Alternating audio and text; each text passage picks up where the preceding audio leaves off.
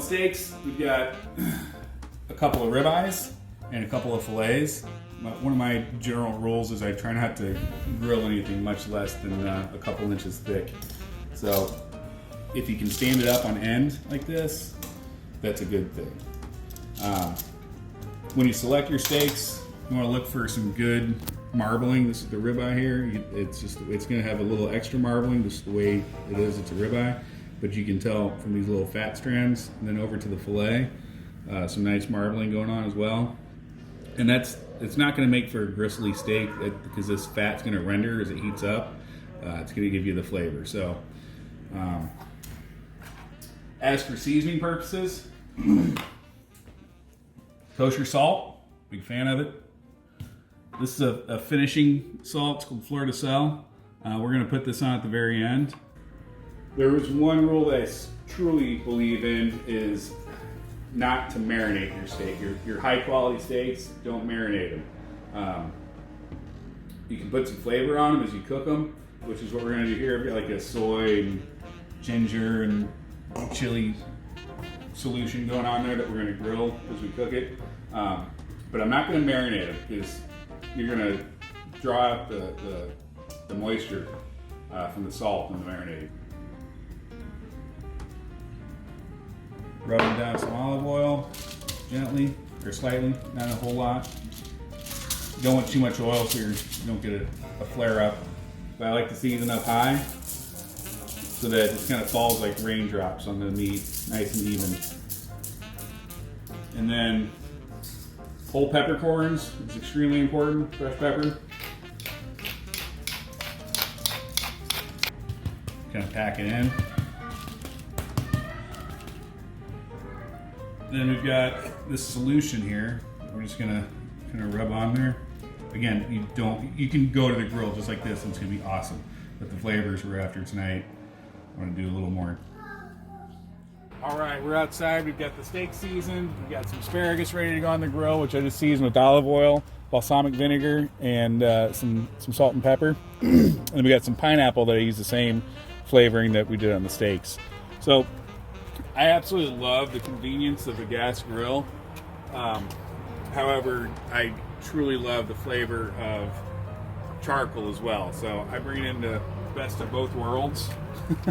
And light up the gas. I put charcoal underneath the grate so I get that flavor going as well. So it's preheated. It's a nice hot grill.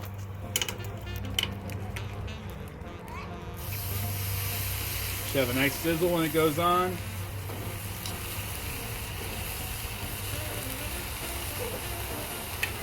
And don't worry too much about the perfect crosshatch grill marks. They are nice. However, your steak won't be done if you leave it at that. And you have to keep turning them and moving them and everything. So I'm going to move these over to the cooler side a little bit. And we've got the pineapple. Nice thick cut. So as these are cooking, I'm just going to kind of baste them a little bit with this solution.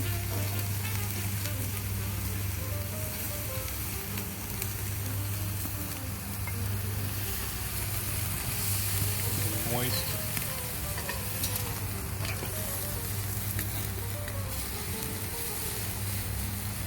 As you can see, this is a hot grill too, so we're going to have to keep these steaks moving around.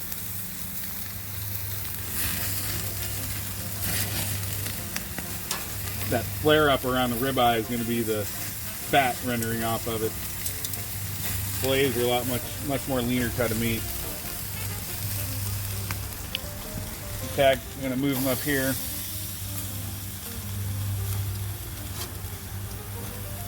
After I flip these pineapple, with this solution I add some olive oil to it as well to help keep the food moist as it cooks.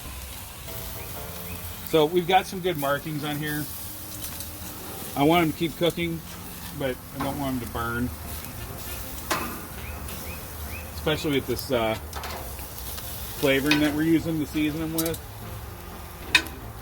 Got some sweetness into the solution, so we're going to put our asparagus on. Just let it roll right on.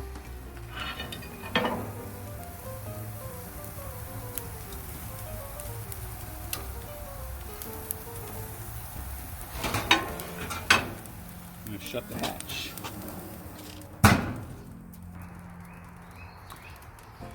With the hatch shut, it's keeping that ambient heat inside, continue to cook the steaks nice, medium rare. Again, time-wise, I got nothing to tell you. I'm not good on cooking with time because the steaks are, different grades of meat.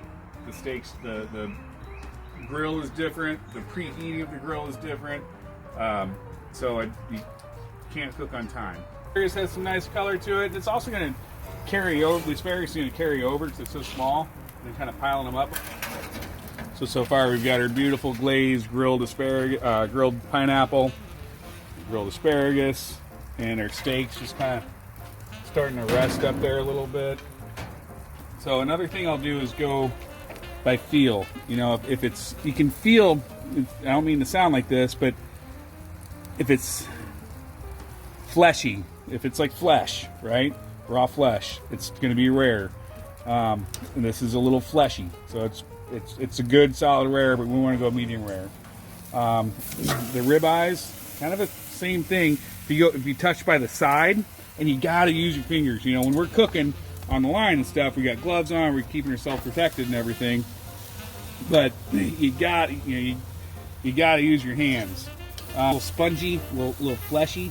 So we're gonna go a little bit longer with these steaks. This one, it's a little more firm. It doesn't bounce. It's not as soft. So we're gonna call this one cooked and complete. So we'll give it a little bit of glaze. Oh, again, this ribeye feels a little more firm, but not quite there yet. We're gonna give it another hit on the hot coals.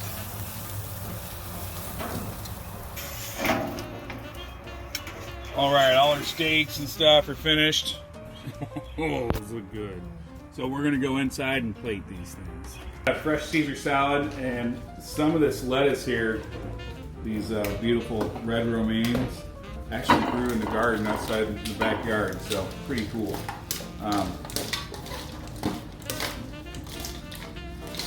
So I've got a healthy amount of dressing. I had these plates in the freezer. Which makes for a nice chilled plate when you make your salad. Okay, so when we plate these, I'm making a little cucumber. So I've got diced avocado that I cut ahead of time, and I put some lime and olive oil on it so that it wouldn't oxidize. Some diced red pepper and some chopped scallion. And then I'll get some more fresh lime squeezed over it. And some pepper.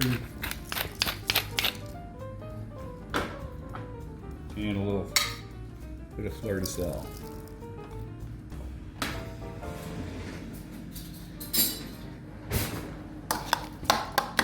It's okay to mash up the avocado a little bit. Don't want to make guacamole, but I want it a little bit mashed up so it holds shape.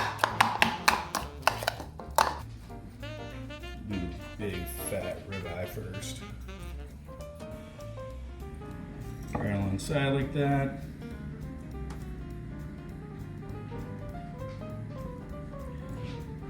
Beautiful piece of pineapple. Don't want to cover up the steak too much.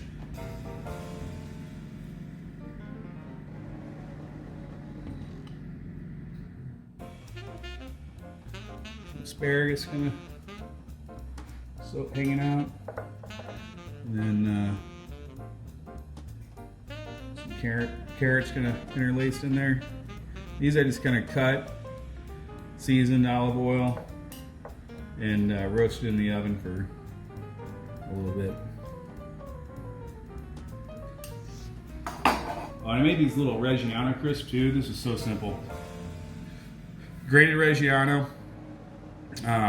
onto a piece of greased parchment paper or a silicone mat in the oven for, I don't know, 4, 5, 6 minutes, if that, 350 degrees, and they make this cute little garnish. Pop right into the potato. And then the avocado salad on top with the pineapple.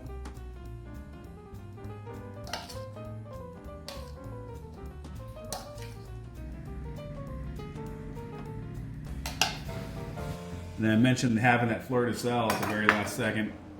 I mean, just a little bit right over the steak here. And that's going to give it flavor as you eat. So, this is our version of grilling.